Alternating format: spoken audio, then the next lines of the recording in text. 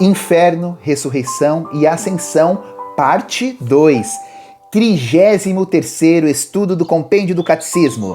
Vamos juntos!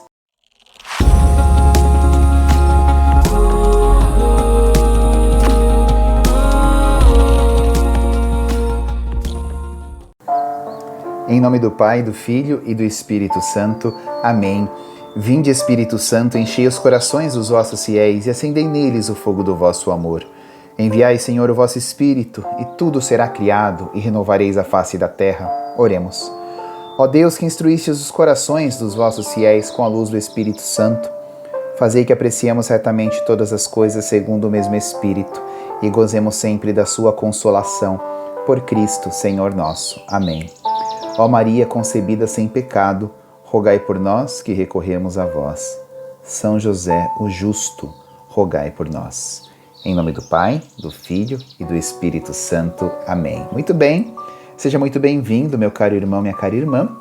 33º estudo do Compêndio do Catecismo da Igreja Católica, com o tema Inferno, Ressurreição e Ascensão, parte 2, última parte. Vamos lá?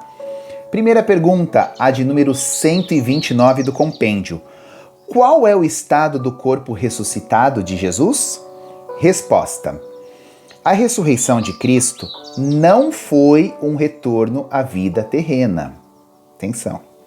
O seu corpo ressuscitado é aquele que foi crucificado e carrega os sinais da sua paixão. É aquele que foi crucificado, carrega os sinais da sua paixão, mas agora participante da vida divina com as propriedades de um corpo glorioso. Por essa razão, Jesus ressuscitado é soberanamente livre de aparecer aos seus discípulos como e onde quer e sob aspectos diferentes. Muito bem. O que acontece? Você se recorda quando Jesus ressuscitou Lázaro? O irmão de Marta e Maria? Ele estava morto, Jesus vai lá e ressuscita ele. Ele retorna à vida terrena, como a minha e a sua. A ressurreição de Jesus não é isso. Jesus morre na cruz e no terceiro dia o seu corpo, que foi massacrado na cruz, ressuscita, mas com as propriedades de um corpo glorioso. Lázaro não teve isso, ele voltou à vida terrena. Jesus não. Jesus ressuscita com as propriedades de um corpo da glória. Agora ele vai abrir com a sua ressurreição as portas do reino dos céus, né? E aí o catecismo vai dizer que ele é soberanamente livre agora, né? Já era. As leis da natureza já não obedeciam a ele. Ele não era sujeito às... Perdão. As leis obedeciam a ele. Ele não era sujeito às leis. Atenção, nós somos. Se eu soltar um lápis aqui, ele cai no chão. Né? Se eu tropeçar, eu caio. Se eu tentar andar sobre as águas, eu afundo. Jesus, antes da sua glorificação, ele andou sobre as águas. Então, ele já não estava sujeito às leis antes da sua paixão. Sobretudo agora, depois da sua ressurreição, soberanamente livre, ele pode aparecer aos seus discípulos como e onde quer e sob qualquer aspecto. Não existe mais lei que impeça, não existe mais barreira para o corpo ressuscitado de Jesus. Tanto que, após a ressurreição, o evangelista João relata que ele entrou no lugar onde os discípulos estavam reunidos, né? Num local com as portas fechadas, janelas fechadas, de medo. Jesus apareceu, ou seja, a porta não o impede de entrar. E ele entrou com o seu corpo.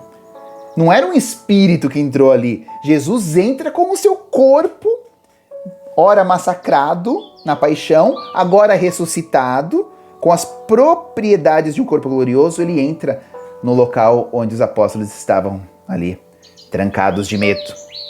Tá bom? Importante, ele não está sujeito às leis que nós estamos sujeitos. Segunda pergunta, a de número 130 do compêndio. De que modo a ressurreição é obra da Santíssima Trindade? Resposta. A ressurreição de Cristo é uma obra transcendente de Deus. As três pessoas agem juntas, segundo o que lhe é próprio. O Pai manifesta o seu poder, o Filho retoma a vida que livremente ofereceu, reunindo sua alma e o seu corpo, que o Espírito vivifica e glorifica. É o mistério da Santíssima Trindade. 3 pessoas, o Criador, o Redentor e o Santificador. Porém, as 3 pessoas agem juntas, porque é um único Deus, não são 3 deuses, são 3 pessoas no mistério de amor de um único Deus. E cada pessoa age segundo aquilo que lhe é próprio. O Criador manifesta o seu poder, o Filho, ele retoma aquilo que ele oferece livremente. Isso está no Evangelho de São João, capítulo 10, versículo 17. Confere lá, quando Jesus no seu discurso diz: ninguém toma minha vida, eu a entrego livremente. Tenho o poder de entregar e de retomar novamente, como quem diz: eu vou morrer por você, por poder próprio, por vontade própria, porque eu quero fazer a vontade do Pai, mas no 3º dia eu vou voltar. Eu tenho o poder de entregar, eu vou morrer, mas eu tenho o poder de retomar a minha vida, eu vou ressuscitar. É isso que significa. E o Espírito que vivifica e glorifica o corpo glorioso de nosso Senhor. Terceira pergunta, de número 131 do compêndio. Quais são o sentido e o alcance salvífico da ressurreição? Resposta. A ressurreição é o ápice da encarnação. Ela confirma a divindade de Cristo, como também tudo o que ele fez e ensinou, e realiza todas as promessas divinas a nosso favor. Além disso, o ressuscitado, vencedor do pecado e da morte, é o princípio da nossa justificação e da nossa ressurreição. Desde agora nos dá a graça da adoção filial, que é real, participação da sua vida de filho único. Depois, no final dos tempos, ele ressuscitará o nosso corpo. Então, quais são os sentidos? Qual é o alcance da salvação conquistada, concedida a nós por nosso Senhor? Bom, a ressurreição ela é o ápice da encarnação. Encarnação é o evento do Natal. Aquilo que eu já expliquei aqui na catequese, que não é uma festinha de aniversário, mas o Natal é a festa da encarnação. Deus que assume a nossa humanidade, o Verbo que se fez carne e habitou entre nós. A ressurreição é o ápice desse momento histórico, porque aconteceu há 2000 anos atrás, né? E aqui o catecismo tem todo o cuidado de dizer que a ressurreição nos dá a graça da adoção filial, né? Somos filhos do Pai em Jesus Cristo, né?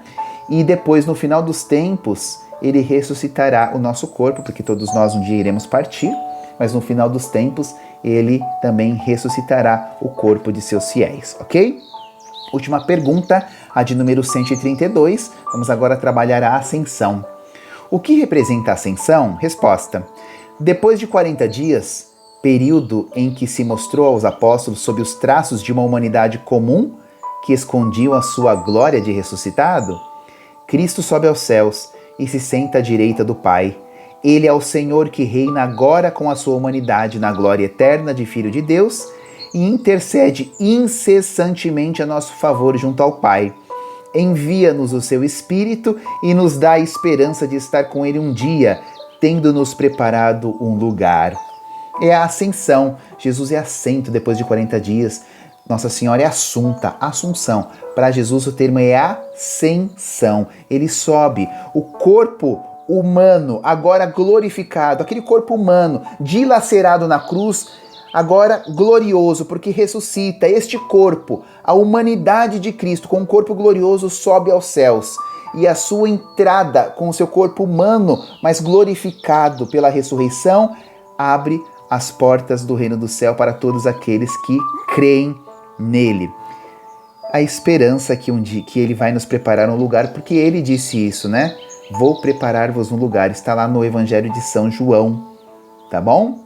Que maravilha os ensinamentos da Santa Igreja. É o magistério, é o ensinamento do Papa, dos bispos. Está contidos aqui no Catecismo da Igreja. De maneira especial, nós estamos estudando o compêndio, o resumo aí do Catecismo, compêndio do Catecismo da Igreja, tá bom? Muito bem. Que Deus te abençoe e te guarde, que Nossa Senhora lhe cubra com seu manto sagrado. E eu te espero na próxima quinta, que nós vamos iniciar a seguinte parte.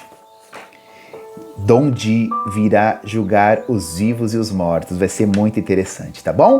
Louvado seja o nosso Senhor Jesus Cristo, para sempre seja louvado. Em nome do Pai, do Filho e do Espírito Santo. Amém. Mais uma vez, te espero na próxima quinta e salve Maria.